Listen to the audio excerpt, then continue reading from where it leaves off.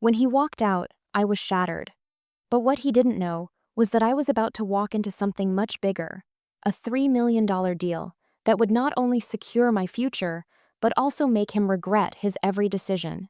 This is a story of revenge, redemption, and unexpected success. You won't believe the twist that changes everything. I stared at the divorce papers on my desk, my hands trembling with a mixture of disbelief and anger. Mark's words seemed to slap me across the face, almost too harsh to believe. I've met someone new. We need different things. I want a fresh start with Emma. How could he say that? How could he be so cold, so sure? 5 years we spent together, and now he had just replaced me with someone else, someone younger, someone he thought was more exciting. I tried to breathe, but the air felt thick and suffocating. The letters on the paper blurred in front of my eyes as a strange, bitter taste filled my mouth. This is really happening. I was standing on the edge of something I never thought I'd experience, a betrayal so complete, so final. It wasn't just about him leaving me. It was about the choice he'd made, the one I couldn't undo. I had always believed in us. Even when our marriage was strained, even when he looked at my work with that dismissive smile, I had believed that the love we once shared would carry us through. He was my partner, my teammate, at least. I thought he was. But now, I was staring at the ashes of what was supposed to be our future. He'd filed for divorce, claiming irreconcilable differences. And then there was Emma, the woman who had taken my place. She was the new and better version of everything I wasn't. Young, carefree, full of ambition, but with no real substance. Someone Mark could mold into what he wanted. Someone who didn't challenge him like I had. I wasn't naive. I had seen the way he looked at her during those last few months. The way they exchanged sly smiles over coffee. The way he'd talk about her like she was the answer to everything. It was painful to admit, but I knew deep down that I'd been replaced. The truth was, I was still in the thick of closing the biggest deal of my life, a $3 million acquisition of my software company. I had worked relentlessly on this, putting in 18-hour days, building my product from the ground up. But Mark? He had never understood. He didn't get it. "You're wasting your time with this little project of yours," he'd tell me, his voice dismissive and condescending, his eyes glazed over like I was just talking to hear myself. He thought I was chasing a dream. I had tried so many times to get him to see, but all he saw was a woman who couldn't contribute to his vision of success. A woman who wasn't in the right circles, who didn't belong where he thought I should. The irony stings now. I glanced up, my thoughts snapping back to reality. From my office window, I saw her, Emma, laughing with someone in the hallway, her perfect blonde hair catching the light like some sort of angel. My stomach twisted. I didn't want to feel this way. I didn't want to be this petty. But it hurt. The betrayal ran so deep. I wasn't sure I'd ever fully understand it. She was the one who would now move into my life, take my place, and be everything I thought I had been. And then I thought of the $3 million deal. I forced myself to stop spiraling. I'd been quietly negotiating, carefully planning, and now I was finally reaching the culmination of something I had built for years. And Mark? He had no idea. He's too busy with her to even know. A sudden chime on my phone pulled me from my thoughts. The email subject was short. Final acquisition documents ready for signature. My company was being sold to a major tech firm, and in a few days, I would have the paperwork in front of me to sign away my biggest project yet. I smiled, despite everything. Mark, in all his arrogance, thought I had nothing to offer, that I was some sort of financial failure, unable to ever match his success. But I was about to prove him wrong, not just to him, but to myself. This was the moment I had worked for, the moment that would prove once and for all that I was more than just his wife. I was someone who could build something real, something powerful, and something worth fighting for. I stood up, the sudden surge of strength flowing through me. I knew this deal wasn't just about the money. It was about my worth. It was about the respect I had never gotten, but was finally about to earn. And I was done hiding it.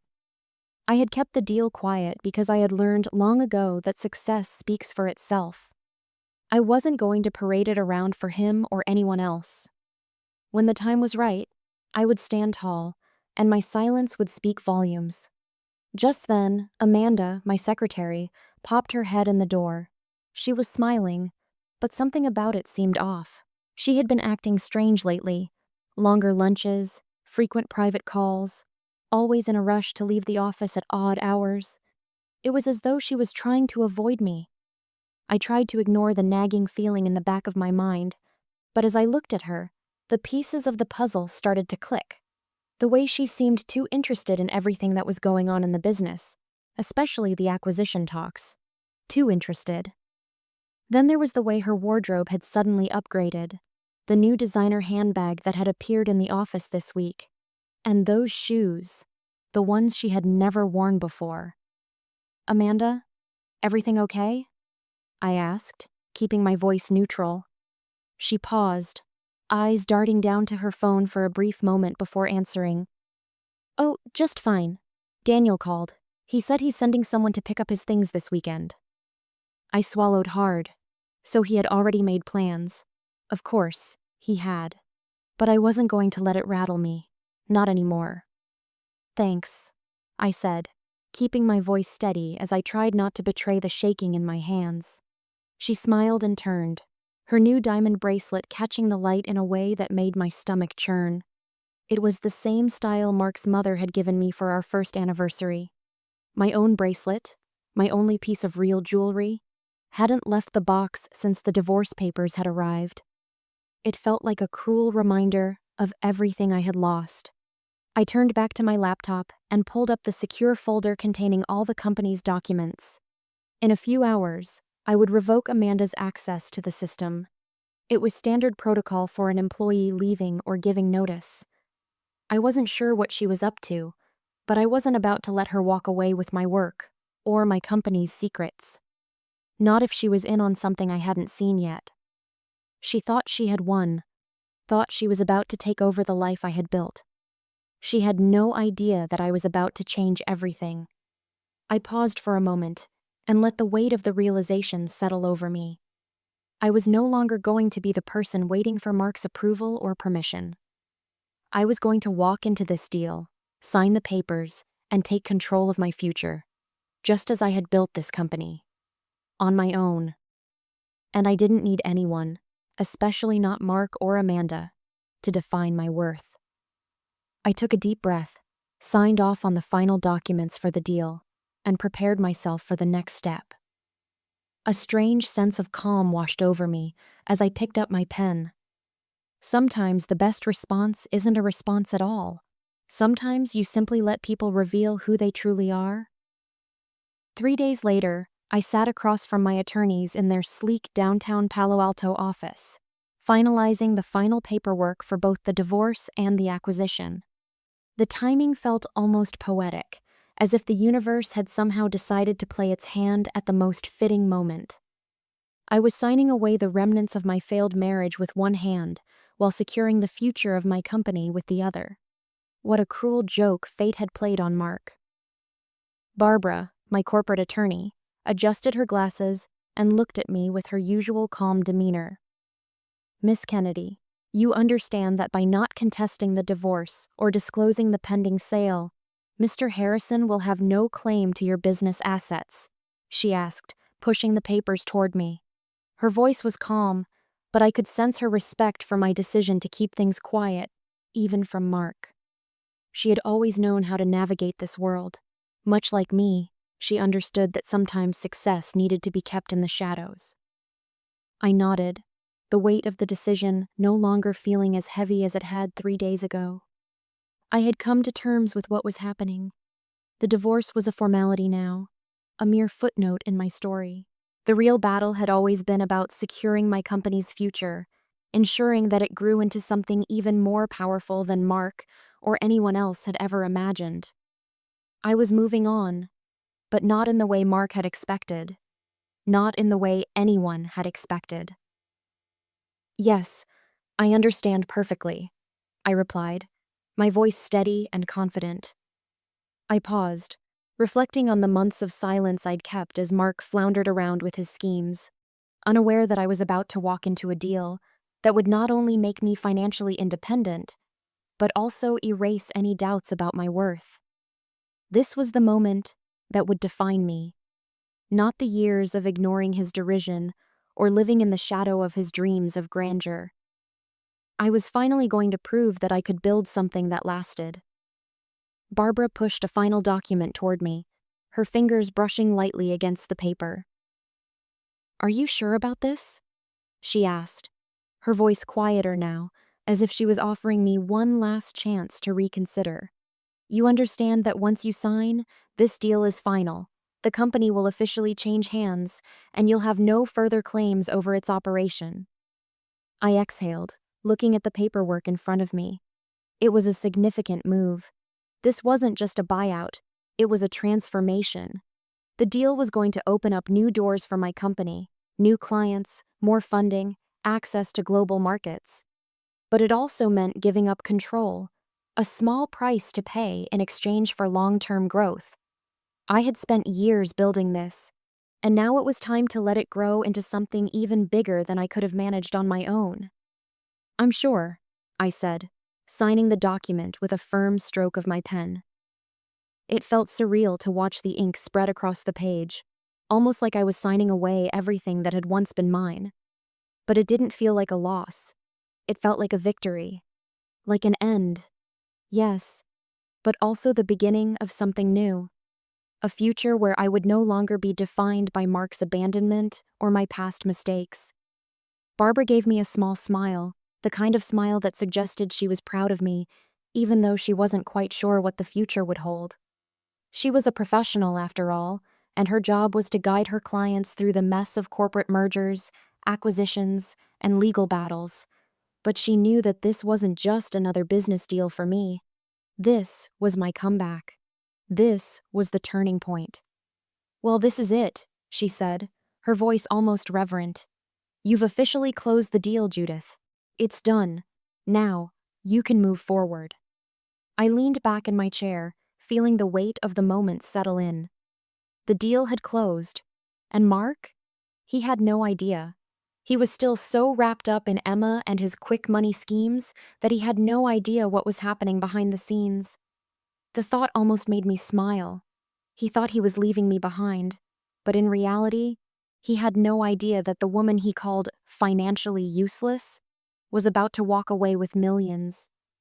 Not just that, though. I was walking away with the kind of respect and confidence he would never understand. Just then, my phone buzzed, the screen flashing with a message from my VP of Engineering, Michael. I hesitated before opening it, knowing that this message could mark the end of one chapter and the beginning of another. I'd learned a lot in the past few years, but nothing prepared me for what was about to unfold. "Amanda just submitted her resignation," the message read. "Effective immediately. Says she's pursuing an exciting new opportunity." I read the text again, feeling an odd sense of calm wash over me.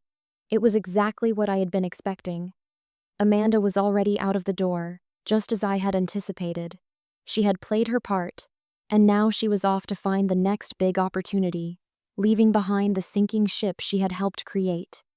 I couldn't help but wonder if she knew how close she had come to destroying everything. Did she think she had won? I put my phone down on the table, making eye contact with Barbara. "Should we be concerned?" she asked, clearly wondering if Amanda's sudden departure was tied to something bigger. "No," I replied, shaking my head. "Just the expected departure of someone who thinks they've found a better opportunity." I didn't mention that I had already taken steps to ensure that any potential sabotage would be detected. That was just part of the game. Amanda had underestimated me, and now she would find herself out in the cold, along with Mark and his new life. As I walked out of the office, the weight of the divorce papers now felt lighter. I was free from that chapter, free from the person who had never believed in me. Mark thought he was leaving me behind, but in reality, he was the one who would be left behind. He was chasing an easy life with Emma, someone who would never appreciate the blood, sweat, and tears that had gone into building something real. I wasn't chasing quick money, I was building a legacy. The next morning, I was at my desk when I got a call from the acquisition team. The deal had officially closed. The company was now theirs, and my role as CEO had ended. I could feel the weight of the decision settling in, but there was no fear in me, only a strange sense of calm. I had made it. And Mark?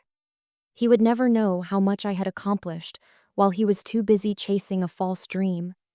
The thought of him, his new life with Emma, felt almost irrelevant now. I had something much bigger to focus on. My phone buzzed again, this time with a text from my assistant. Daniel just called. He wants to meet this weekend to pick up his things.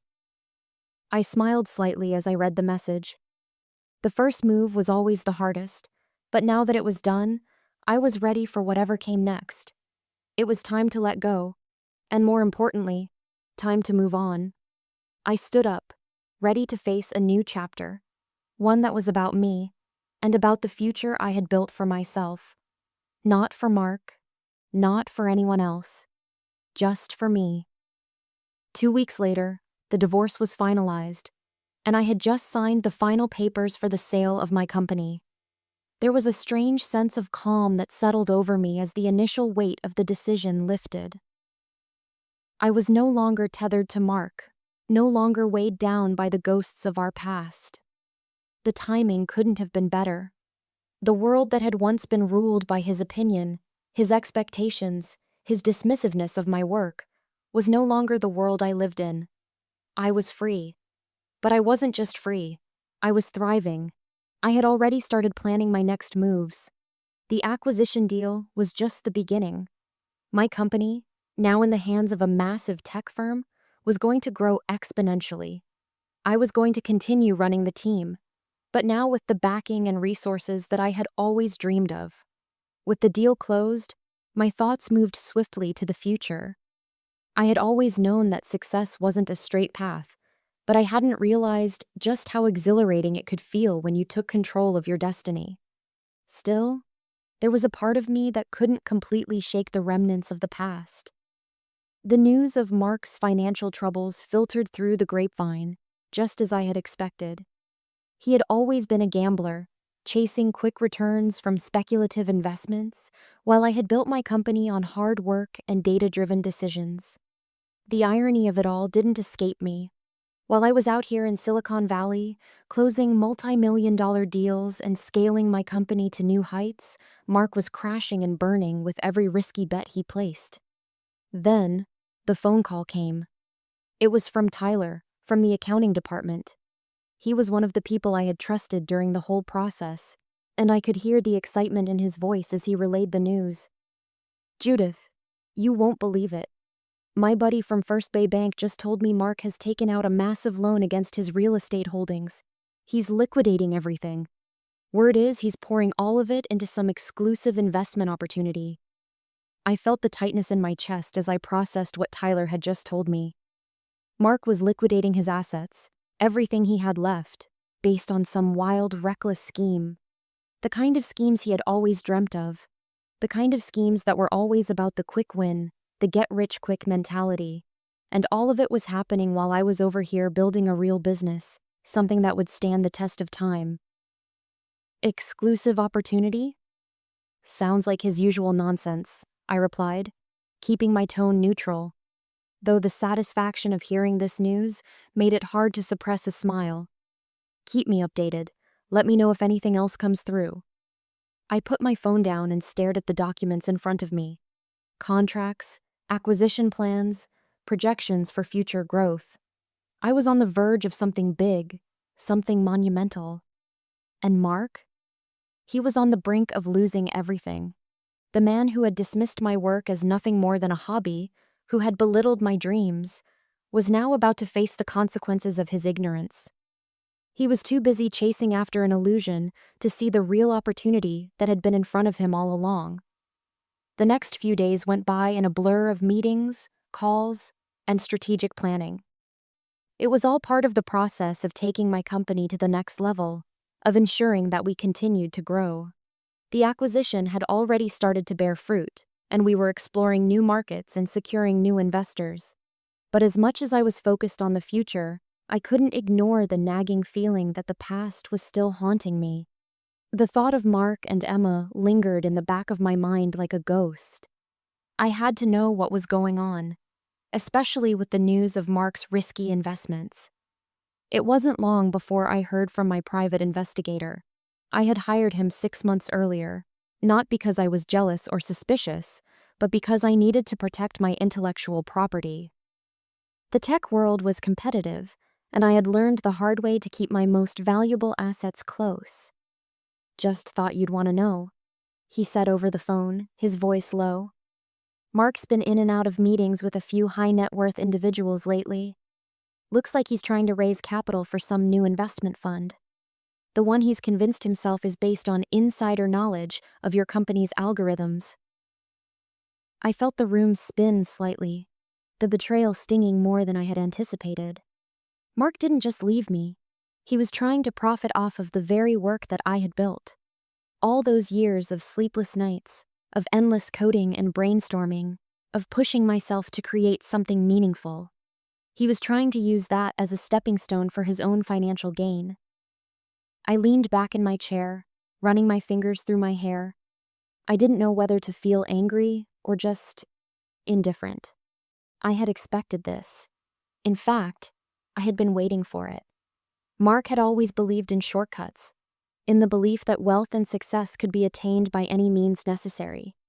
He never took the time to understand the true value of what I was building, and now he thought he could take it without facing any consequences. "Let him try," I muttered under my breath.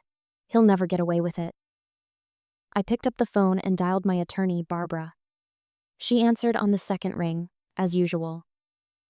"Barbara, I need you to get me everything you can on Mark's current business dealings," I said, my voice steady, but with an edge of determination.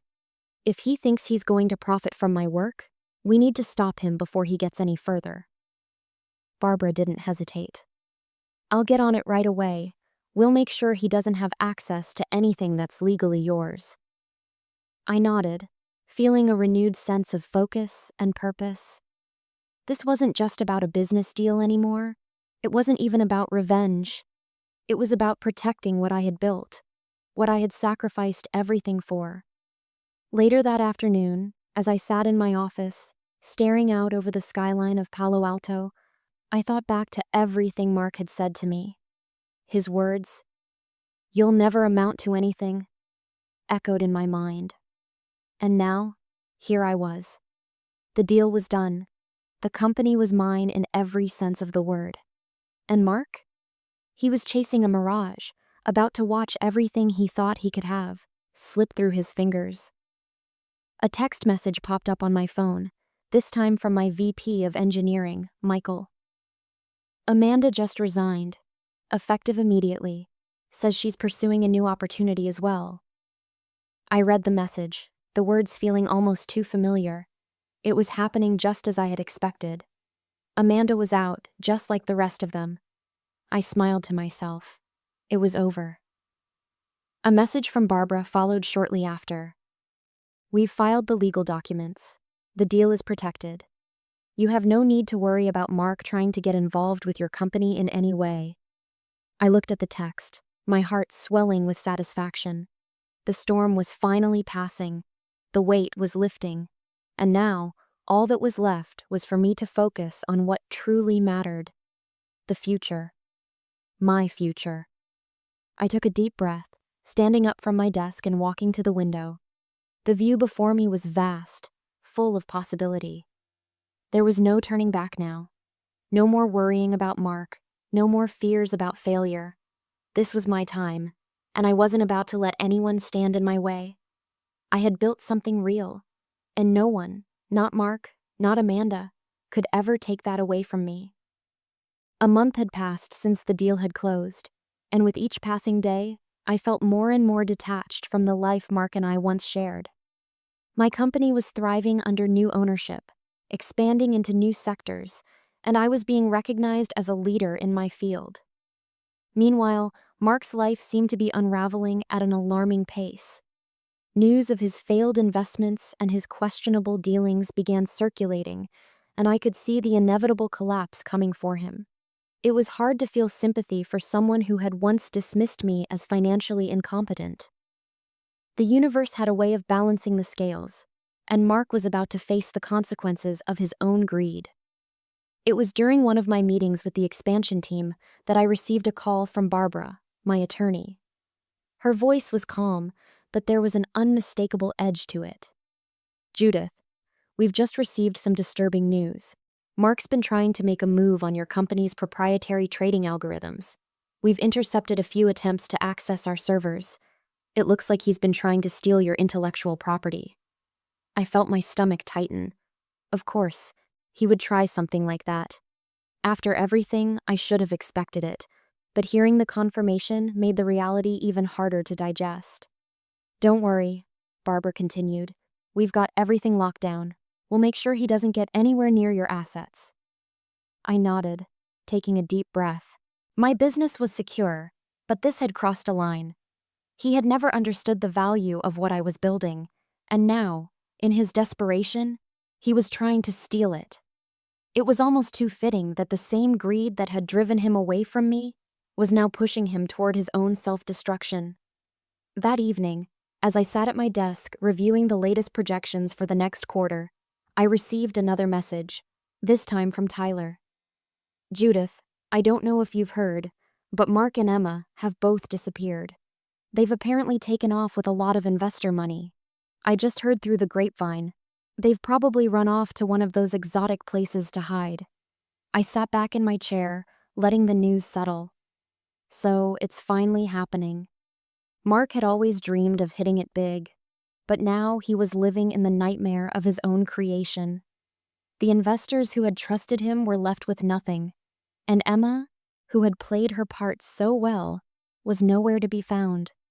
It felt oddly satisfying to know that while I was building something real, they were chasing shadows. A few weeks later, I was speaking at a tech conference in San Francisco when the story broke wide open. The Wall Street Journal published an extensive exposé on Mark and Emma's fraud, complete with interviews from the investors they had deceived. It was impossible for me to ignore, even though I had no intention of getting involved in the drama. I had moved on, and my focus was on expanding my company and developing new technologies that could make a real difference. After the conference, a reporter approached me. "Do you have any comments on the Harrison Martinez scandal?" she asked. I smiled politely, but my answer was firm. My connection to that situation is limited to the fact that I built a legitimate company. They tried to fake our technology, but the truth is in the work we've been doing. That's what I'm focused on now. I didn't need to say more. My work spoke for itself, and the world was starting to take notice. My company's new AI-driven solutions were gaining traction, with hospitals and global organizations clamoring to partner with us. We were on the verge of revolutionizing healthcare, and the potential seemed limitless. Meanwhile, Mark and Emma's story was one of greed, lies, and betrayal, but it wasn't mine to finish. A few months later, I received another update from Barbara. "They've found Mark, Judith. He was trying to flee the country, but he's been detained in Buenos Aires. The FBI's involved now. They're going after him for multiple counts of fraud." I nodded, though I couldn't say I felt any real satisfaction. I had long since moved past the need for revenge. What mattered now was what I was building, and nothing could take that away from me.